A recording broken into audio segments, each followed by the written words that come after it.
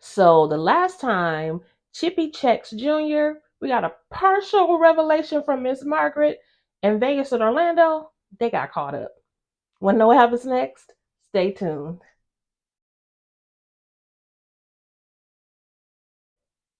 Hey, hey, y'all. It's Light Novel Letitia, and I'm Letitia, your host, and we're here on another Tuesday to talk about the family business. This is season 5, episode 9. We're almost at the end, and this one is titled One Step Closer. Now, let us go ahead and get started because this one is a doozy. Now, somewhere in Hicksville, USA, Vegas and Orlando are behind bars, child. And Billy Bob shows up again, where he is telling the deputy there that he wants to see them boys. Now, you know how I feel about that word because I'm with Michael Evans. Boy is a white racist word. We know this.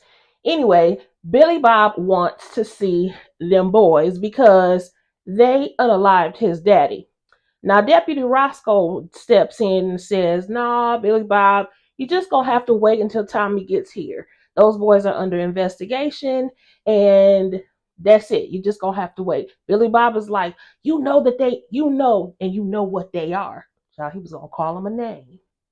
You know they unalive my daddy, Catfish, right? And he goes to try to intimidate Roscoe and tell him, "You know who my family is. You know what organization we belong to." And Roscoe says, "You ain't getting ish. Now get."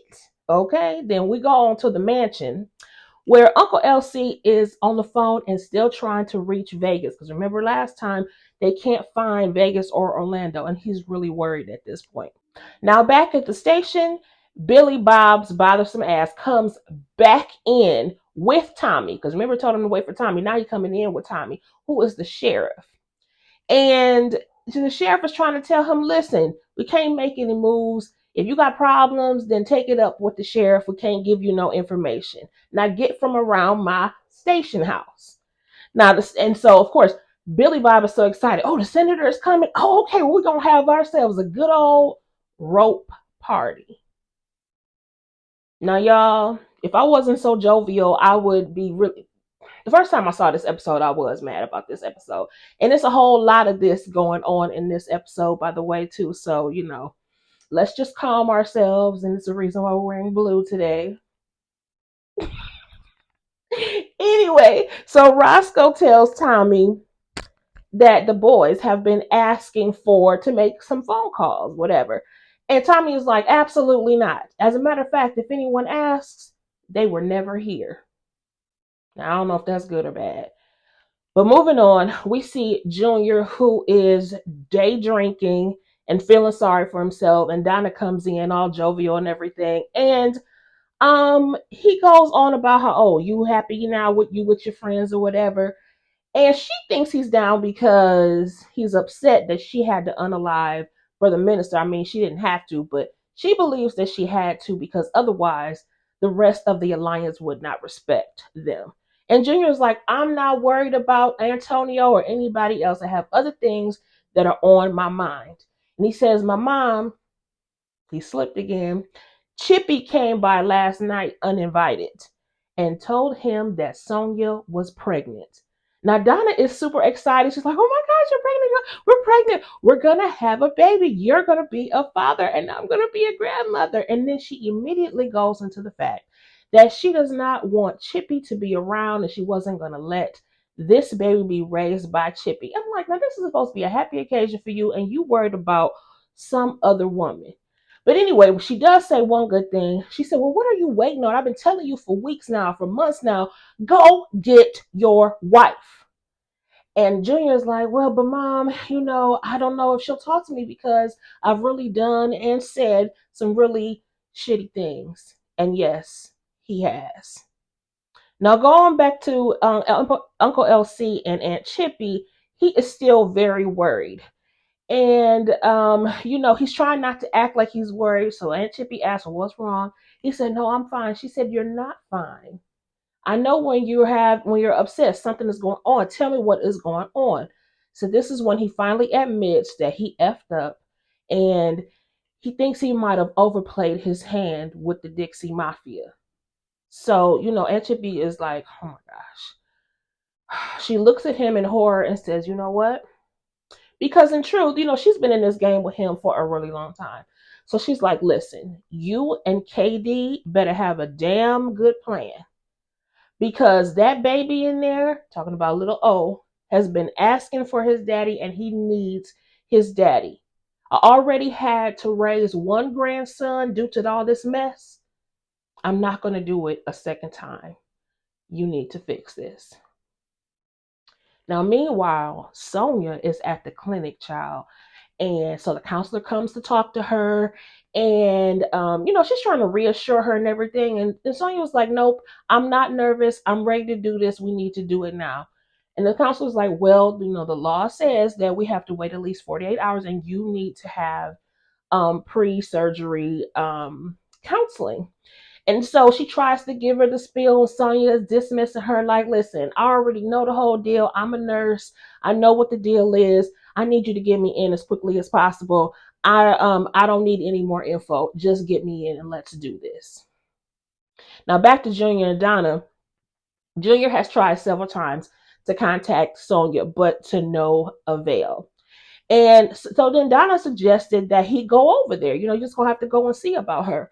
And he's like, absolutely not. If she doesn't want to talk to me, then that's too bad. Then she just doesn't want to talk. Then I don't want to talk either. I'm like, boy, it's your fault she's not talking to you. Like, what is going on? Why are you acting as though you're wronged or something? I mean, I'm not saying he doesn't have a reason to be upset, but he certainly does not have a reason to be upset with his wife.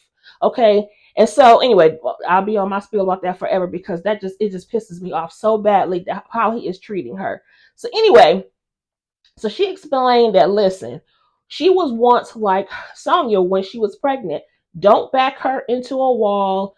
It's hard enough to be pregnant, but you don't want her to feel alone and you don't want her to feel like she's backed into a corner. And she was pregnant and alone, and it led her, Donna, it led her to make some really crazy decisions that she now regrets. So, of course, he's like, oh, so you regret me? She said, no, absolutely not. You're the best choice I've ever made. But I was so young and so lost when Elsie left me. And she turned to medications, illicit medications. And then because of that decision, that led her to lose him to Chippy. So again, don't back Sonia into a corner. The question is, do you love her? And Donna started to cry. She said she was sorry and everything, and he was consoling her. And then moving on, back to Sonia. At this point, she's back at home, and she's just chanting as she's opened the door. Just 2 more days, just 2 more days. And she runs into Aunt Chippy, or Mama Chippy for her, and Chippy hugs her and asks how she is doing. And Sonya's like, oh, I'm fine. I'm just a little tired. I'm just going to go home. I'm just going to go upstairs and go to bed. And she's like, no, no, no, no. I just want to ask, how's, your pregnancy? Oh my gosh. Now, why did she say that? Because Sonia went off about the fact, I told London not to tell nobody, whatever. She can't keep it to herself. Of course, she was going to tell you first. She's going off.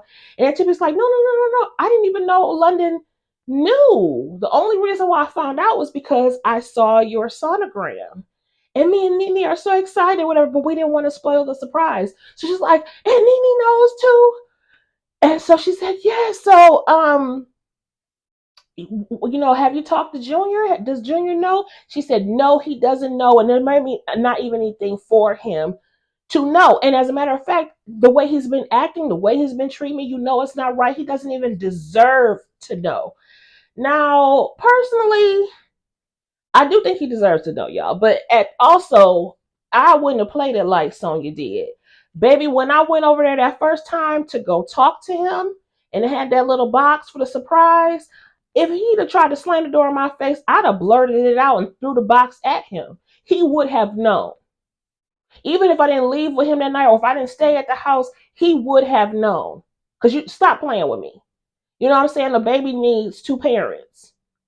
Especially, and y'all rich and got all these resources and stuff like that. There is no excuse for, a baby not being able to be taken care of. And so anyway, but I understand where she's coming from. She doesn't feel like he deserves to know because of the way he's been treating her. I get that. But no, that couldn't have been me like that. So she storms off, and she alluded to the fact that basically this may not even happen. I don't even know why y'all all up in the uproar. Y'all shouldn't be telling my business. She's upset. She runs upstairs, and Chippy's trying to holler after her. I'm sorry, I wasn't trying to upset you. So Aunt Nene comes in to console Aunt Chippy, and she's like, I think she's gonna terminate.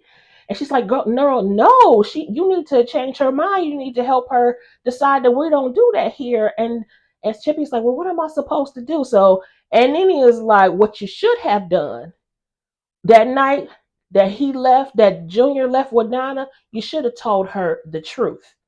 And we'll find out what the truth is a little bit later.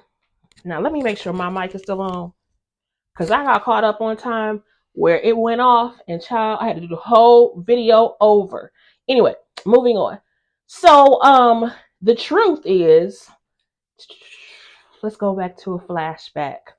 So young Donna is in an old dingy apartment. Child, the baby is crying, and Donna got a spoon and a lighter trying to get high. Child, Chippy shows up to go talk to her, and she's like, is that Elsie's baby?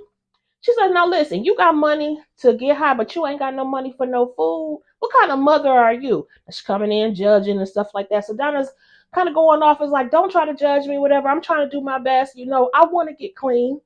So can I just get $10? I just need $10 to, be able to get him some formula. But in truth, y'all, someone that is using an addict of any sort, child, $10 is not gonna go for that formula. It's gonna go right in whatever her choice was, and it wouldn't have been formula. That's very unfortunate. But anyway, Chippy asks or offers, actually. She said, listen, since you dedicated to getting clean, I'm gonna give you $1,000. Now this is for rehab. I will give you $500 today, and I'll give you the other $500 tomorrow when you meet me at the bank to sign these custody papers. Now Donna is like, you trying to buy my baby? And she's kind of going off. She's like, listen, this is just temporary. You're gonna get your life together in 6 months. And by then, Elsie and I will be having our baby. So Chippy is pregnant. Young Chippy was pregnant then. So that goes to show you that this baby is just a little bit, well, okay, she's 6 months. I don't know how old the baby is at this point. A few months, I'm assuming. So that's why Junior and Vegas are so close in age. So they do agree on that. She said, okay, listen, you agree to rehab. They said deal. So that is the story of how it came about that Chippy and LC actually got Junior. Now, will we get the story as to why in those 6 months she didn't come back and get him, or she didn't get him back for some reason? We don't know. But then she introduces the baby. She said, this is Lavernius Duncan Jr. And so this is why we call him Junior, of course. So we go back to the mansion where Uncle LC comes outside to talk to C-Note and says, take me to the Hellfire Club. C-Note like, take you where? The Hellfire Club.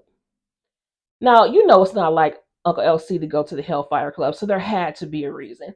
And that reason was that he went there to go talk to KD, who seems to, aside from always being somewhere eating, that fool is always at the Hellfire Club, taking full advantage of his table advantages.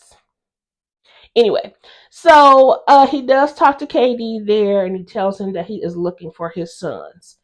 KD like, I tried to tell you, He said, but if I hear anything, I'll let you know. And that's more than any credit that you've ever given me. You know what I'm saying? I would hope you would give me the same courtesy. So Uncle LC is like, what are you talking about? What do you mean? He said, listen, you know how I found out about Catfish, who was basically gutted like a fish, all cut up. You know anything about that?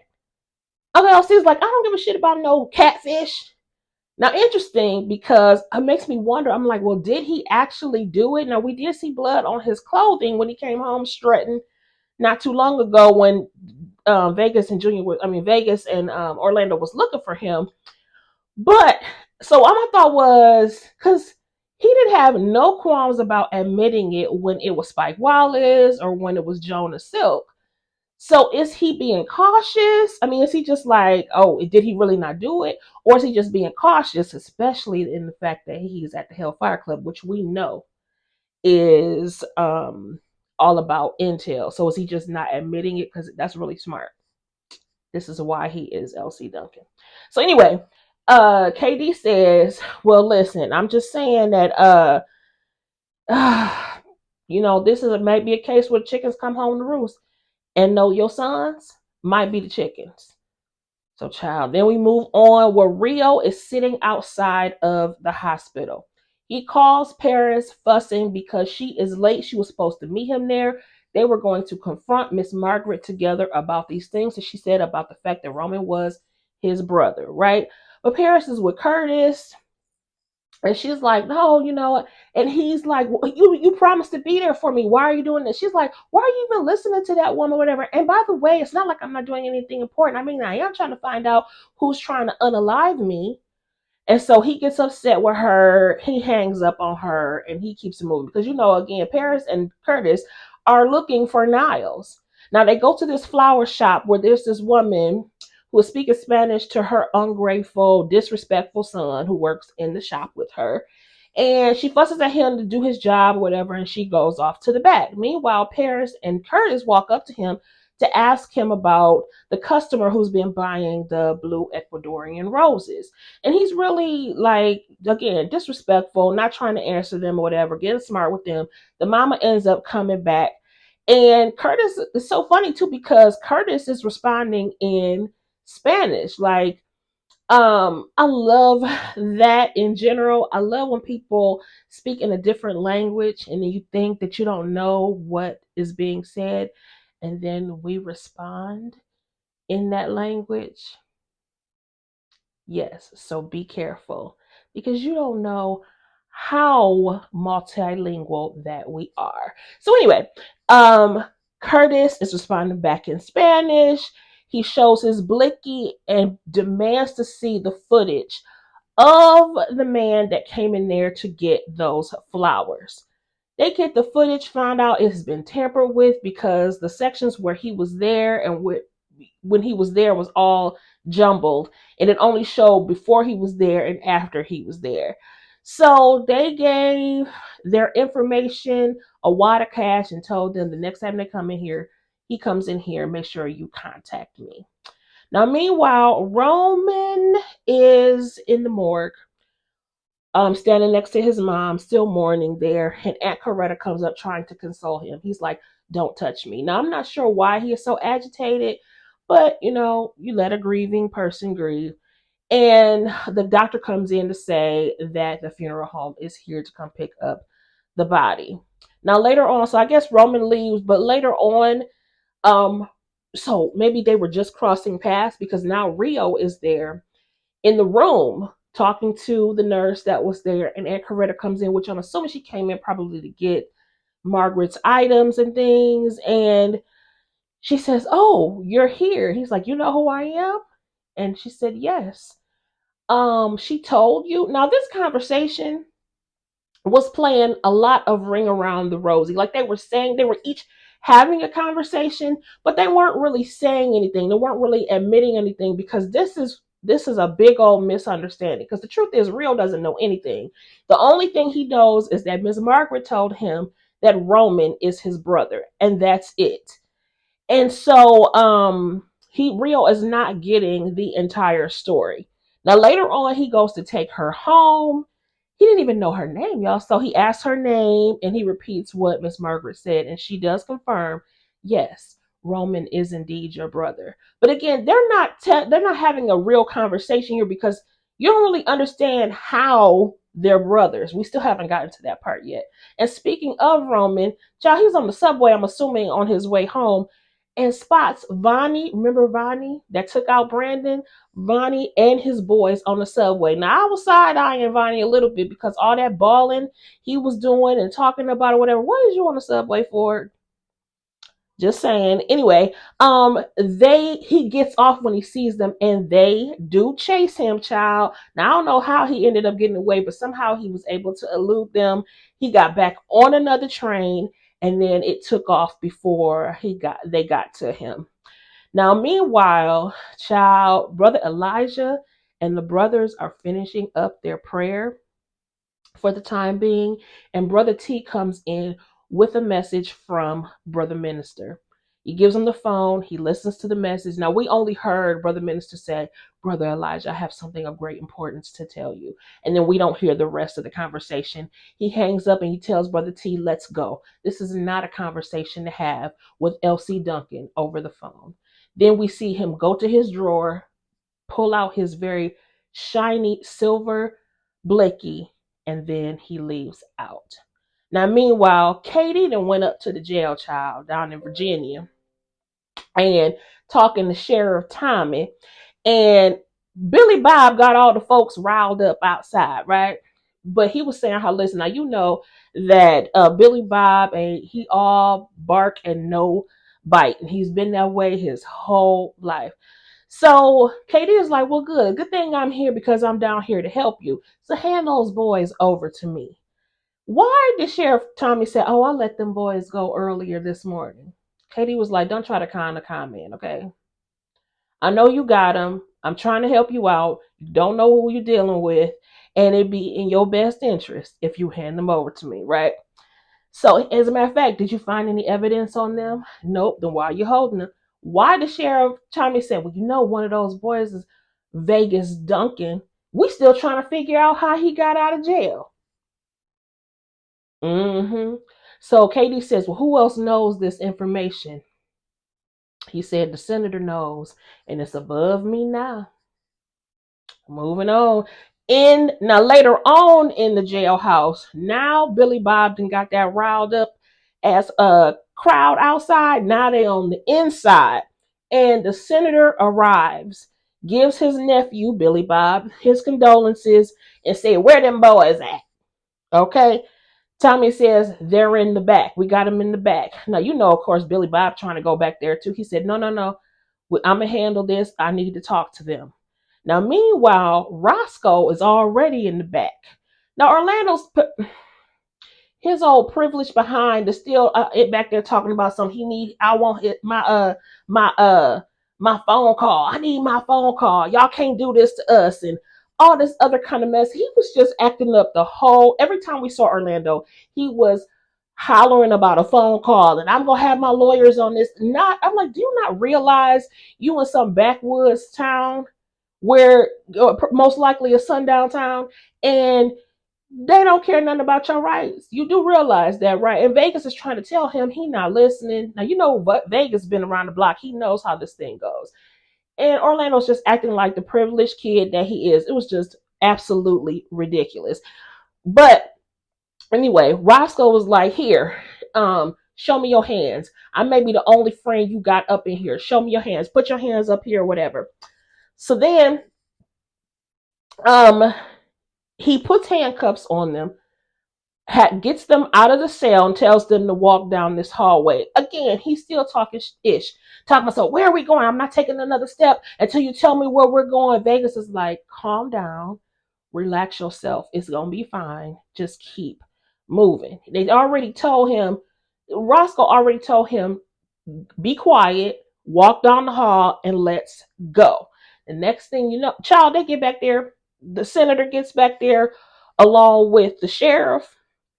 And child, of course, they are not in the cell. He's like, well, where they at? He's gone. Just like a fart in the wind. They're gone. Now, next thing you know, Orlando and Vegas are in the back of the car and Roscoe is driving. Orlando's like, where are we going? You know, of course, Vegas is like, listen, we don't know, but wherever it's going, it may not be a good thing. But whatever it is, just stay ready. Follow my lead, stay ready, and maybe we'll be able to get out of this.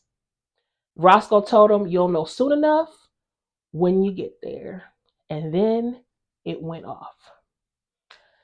So, whoo-wee, It sounds not, no, it looks as if basically like Roscoe really is their friend in this. Not that he's a real friend, but that their friend in this. He's most likely taking them somewhere where KD can get them or something or whatever. Because KD's job is to protect the table. That's his job. So anyway, if you got made it this far, don't forget to like, share, comment, and subscribe.